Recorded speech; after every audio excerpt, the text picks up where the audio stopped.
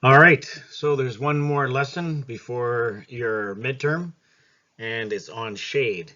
Now, we do have another section after the midterm on cooling a greenhouse, but there's more going on with shade than just cooling, so we have a separate lesson for it. And there's some humor there for you. So, why shade, right? Obviously, temperature. We like to run to the shade when it's hot in the summer.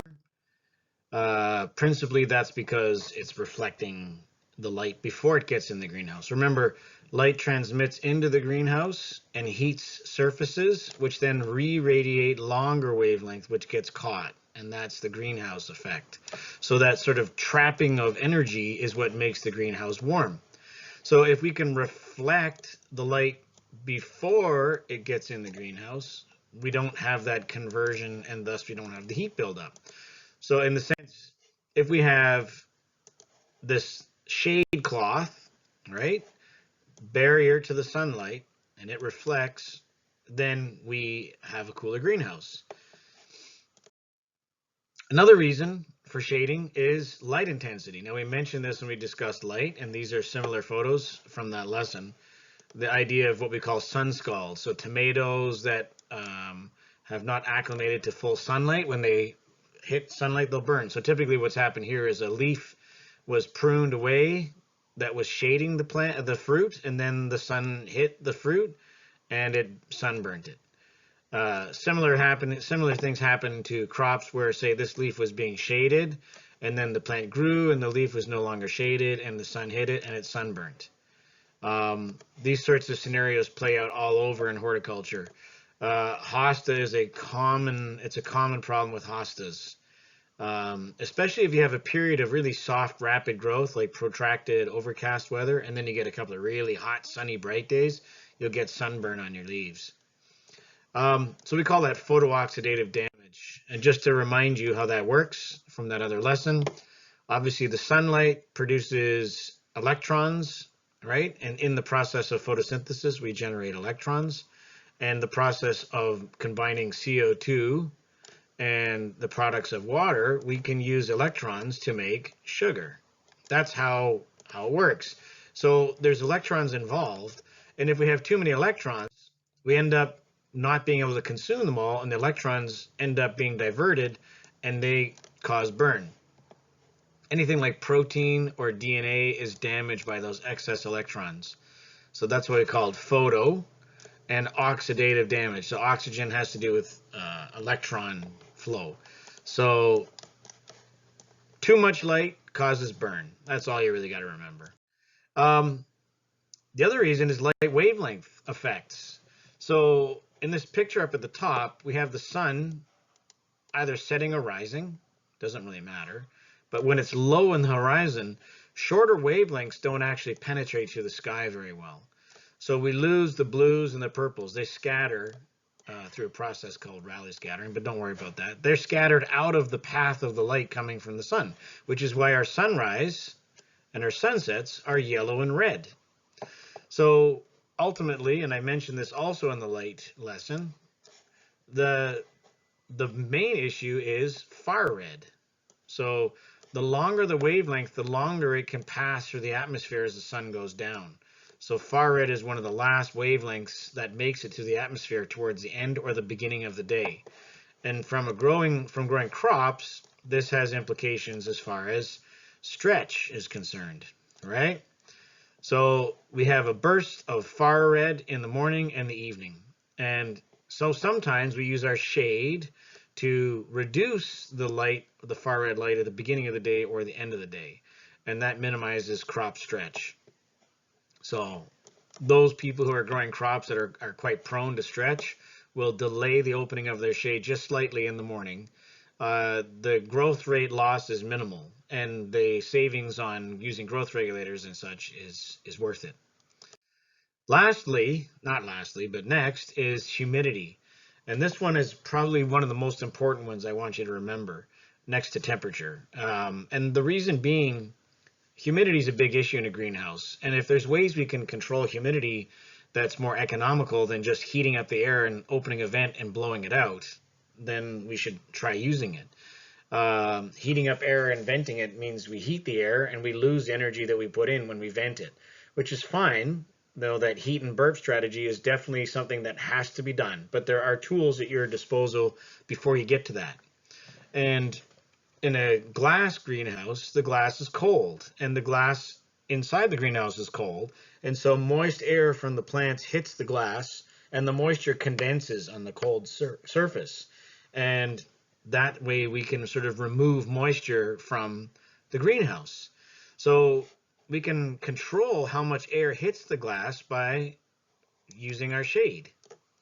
So if the humidity is good and we don't need the light, we can keep the shade closed and keep the humidity in. Or if we can open it prematurely and let the air hit the glass so that it will dry. So humidity management is important. This photo is a link in the regular PowerPoint. If you click on it, it takes you to a paper that talks about polyfilms and greenhouses. I asked the question here because it is important. Why are glass greenhouses drier than poly greenhouses? And the main reason being is that glass is very conductive to heat. If you put your hand on a glass window, it feels much colder than if you put your hand on a plastic sheet. And the reason being that glass conducts heat, right? So the opposite is true. So if the heat from the greenhouse is being conducted out of the glass glass will feel colder, which means that a poly greenhouse, which keeps the heat in better, will not have as much condensation on it. And from an environment perspective, that can be good, can be bad. So typically crops that are prone to mildew and humidity-related diseases like botrytis should never be grown in polyhouses because they have higher humidity, because they don't have this condensation that we see with glass. So typically the rule of thumb here is glass greenhouses are drier environments. And we like to say that they're more aggressive and they drive transpiration better, because if you have a drier environment, you have more evaporation coming off the plants. Now, a good exception to this rule would be cucumbers. Cucumbers really like to grow under poly films because cucumbers love hot, humid environments. There's a big commercial greenhouse up on Highway 6 south of Guelph called Beverly Greenhouses, and they have 3 layers of poly on their greenhouse. They don't even worry about the light levels. Cucumber can handle fairly low levels of light and be just fine. But they love the heat and the humidity. So 3 layers of poly means that there's no condensation on the inside layer. And because there's 3 layers, there's lots of insulation, so their heating bill's reduced. And they do a good job of growing cucumbers. Lastly, this is sort of a hybrid here. This picture here at the top is showing you what we call energy curtain, but it also doubles as shade. And if you look carefully, there's aluminized film woven with gaps into the shade. And that aluminum helps reflect the infrared that's in the greenhouse back into the greenhouse. In other words, it keeps heat in. So it's what we call a heat retention curtain, but it also doubles as a shade. So energy curtain is really, really useful in greenhouses. It can pay for itself within a year in the amount of heat that you don't have to pay for, because you don't lose it through the greenhouse. So typically what happens with the energy curtain is it opens in the morning and then closes in the evening, and all night that aluminum reflects the infrared back into the greenhouse instead of letting it escape out the greenhouse. So the greenhouse stays warmer without you having to burn as much gas. So energy curtains are really, really useful. And they are airtight. On this picture, it's hard to describe, but there's a leading bar that moves back and forth along the greenhouse to open and close the curtain. And on the edge, the cloth hangs into a bag trough, and then the excess hangs on the outside. So as it slides along, this edge seals the energy curtain, so air can't get past it to the top. It's blocked and trapped in the greenhouse. So warm air is not allowed to get to the top. These things are so efficient that in the middle of the winter, when you open them, there's ice on the inside of the glass because the heat doesn't get past the curtain. So they're very, very useful. Another reason to shade is light diffusion. we have mentioned this before, but again, I want to stress this is popular these days. Normally, light comes in a straight line and passes straight through glass. Now, we know that with poly, it scatters because poly is not clear. When you look through it, you can't see a clear object, so it's translucent. So light bounces around with poly. But let's say you want to keep glass because you like its properties of transparency, you like the efficiency that light goes through with very little loss. So what you can do is you can simulate diffuse glass or whatnot by using a polypropylene curtain. And that's exactly what's going on in this picture here. This grower has a glass greenhouse. You can see the glass here. And they have a retractable curtain, but instead of being energy curtain, it's actually just a polypropylene sheet. So what happens in this case, and if you look, they're growing cucumbers. The cucumbers love humidity, and the glass greenhouse we know is generally dry, so they use this curtain to trap humidity in, so the air doesn't hit the glass and condense. So polypropylene curtains are very useful for trapping heat in and keeping humidity in. So for a cucumber grower, that's really important. And I can't help but notice that there's a magnesium deficiency on this cucumber, but you know, whatever.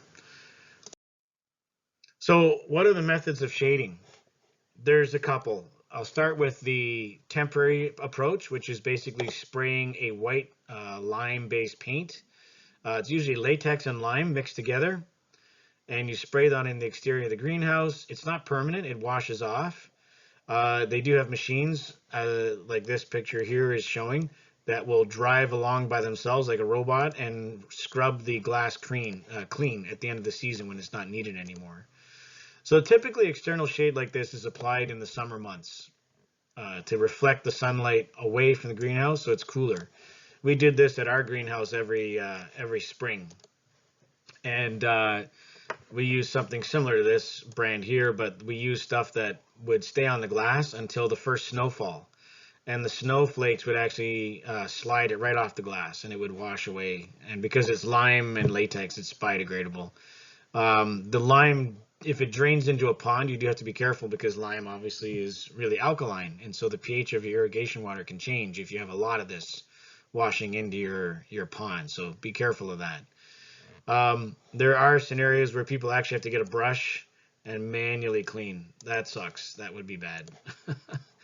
Not to mention dangerous. I had to do this in mine, walking along the gutter. It's very dangerous. If you take one step left or right, you go right through the glass. And in addition to falling a good distance, you fall through very sharp glass. So in today's health and safety regimen, you can refuse this kind of work. They have to give you proper working at height safety gear and stuff like that. So that's a tough one if your boss asks you to do something like that. You're best to say you're deathly afraid of heights or something like that and then try to vomit or I'm just kidding. I don't know. But anyways, whitewash, still very popular in the industry, especially in Ontario because the summer months are very hot. We have an extreme environment here, right? Really cold winters, really hot summers, as we just experienced. So when you whitewash, it does a couple of things. It reflects when it's dry more than when it's wet, which is really cool because on low light, cloudy, rainy days, more light actually passes through than on a hot, dry, sunny day. So that's a really neat property that we benefit from with whitewash. And you can vary the concentration for your greenhouse to tune how much shade you want. And also causes light diffusion, which can improve and reduce shade effects inside your crop if you have a taller crop like a vegetable house. So a lot of vegetable greenhouses get helicopters to spray their greenhouses because they're so big, and they just fly over and they spray the entire greenhouse with whitewash. My neighbor actually does that for a living, so that's got to be interesting.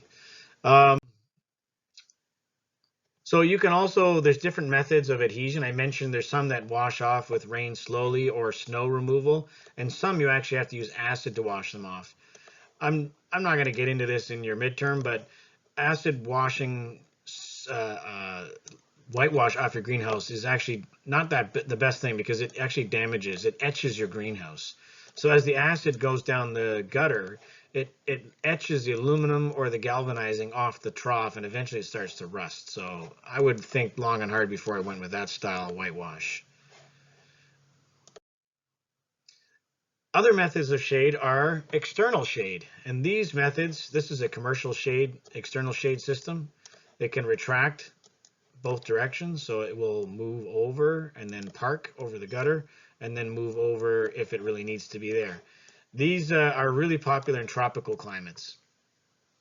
They have the highest cooling effect because sunlight hits the cloth and bounces away before it even enters the greenhouse. So you don't have heat buildup inside the greenhouse. You know, where if you have shade in the greenhouse, let's say your shade cloth is across here, right? So that's great. You've got shade down here, but what about the space above the shade? It gets really hot. So yeah, you can leave the vents open so the heat can escape. But at the end of the day, this hot air here is still going to impact the area below. So it's not as cool. So in tropical climates where it's very hot, they typically use external shade. But there's challenges with external shade, right? The big one being wind damage, which again, in tropical countries is a big deal. So they can close their energy curtain or their shade curtain before storms. Sometimes they have to lash them with ropes so they don't get wind damage. But it's a tricky business. They also get clogged with leaf debris and whatnot. So if you're trying to keep your cloth clean, whatnot, that can be challenging. But they are definitely useful, and you see them in tropical climates. And just as an aside, I wanted to point out that a lot of safari vehicles, you may or may not have known this, actually have a double roof. And if you look carefully, this Land Rover has a roof over top its roof, and it's set on little posts and ribs. And the whole point of it is just like an external shade cloth in a greenhouse. Sunlight bounces off this roof, and heat is not conducted into the cabin because there's an air gap. So it's much cooler inside these Land Rovers than you would expect. And often air conditioning is just not feasible in these kinds of situations. So this actually is a very effective way to keep your vehicle cool. So they're borrowing, just like in the tropical external shade system, they're borrowing from that greenhouse concept. In North America, we typically have internal shades. So this is an example. You see the shade is pushing out slowly. Sometimes you can park the shade at 100%, 50%, 10%, whatever you want. But be aware that that leaves stripes of intense light and stripes of shaded light. So you can actually burn stripes across your crop if you're not careful. But it's common. They typically are automated, so your computer will open and retract them based on light levels and temperature. For example, if you have an over temperature alarm in the summer, it will move the vents to fully open and retract the shade, or move the shade fully closed. So the shade is wide open, blocking all the light, and the heat is escaping above it with vents. Nice thing about the internal is it can be airtight. I talked about energy curtains with this boot here and how it seals the air in. You can't do that with external shade. So the idea of both keeping heat in and out is really useful, especially in our climate. So internal shades are probably very common. Again, diffuse light. I know we keep bringing this up, but it is sort of a hot topic in the greenhouse world. So having shade or whitewash, anything that causes diffuse light, will actually improve light penetration because light will bounce off other structures and your lower leaves will be more efficient, and you can actually have slightly higher yields. Whereas when you've got bright parallel light, it impacts any leaf it hits directly, makes sunlight, but anything that is in the shade does not. And so yields are slightly less. Okay. This is just for your own interest. There's a link to Svensson and a greenhouse article here in the PowerPoint. And it's just showing greenhouse coverings, different poly, single, double, standard double, plexiglass, polycarbonate, and then horticultural glass. And we're looking at light transmittance, so how much light actually gets through, with glass being the highest at 90%, so very high, and the different types of plastic coverings and how much light gets through. And as far as diffuse, all right, so diffusion on a cloudy day, so again, you get very high with glass, and surprisingly good with some of the poly and plexiglass. And then, you know, if there's haze, so these are just different scenarios. Don't worry too much about this. It's just for those of you who are interested. Okay. There's a link to the different types of cloth you can buy from one of the bigger manufacturers for the greenhouse, Svensson Shade Cloth. All right, so hopefully you followed that, and look for review slides for your midterm after your break week. All right, take care. Bye.